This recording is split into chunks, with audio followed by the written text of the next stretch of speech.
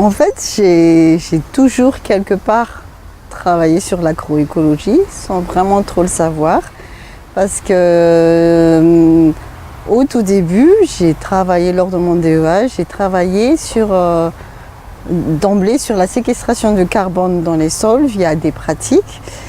Et à l'époque, c'était les pratiques de canne à sucre au Brésil, sur lesquelles en fait on faisait des comparaisons entre la récolte de canne où on brûle tout pour pouvoir faire la récolte manuelle et une récolte plus ou moins mécanisée où on défeuillait les cannes et les résidus sont tout de suite déchiquetés et mis à la parcelle. Donc ça a commencé comme ça, c'était sur des pratiques donc du coup plus ou moins qui restituaient beaucoup de résidus dans le sol et où le sol est finalement pas travaillé. Donc voilà, ça a commencé comme ça, l'impact de ces pratiques-là sur le stockage du carbone qui était énorme, donc c'était le cas brésilien. Et après j'ai enchaîné de suite sur l'évaluation du stockage du carbone dans les systèmes en semi-direct avec couverture végétale à Madagascar.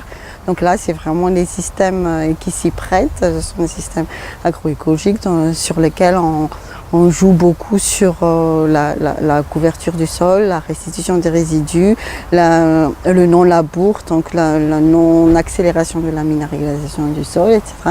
Et puis après, par la suite, ça a continué sur d'autres pratiques plus ou moins durables, l'agroforesterie, les systèmes en riziculture intensive, etc.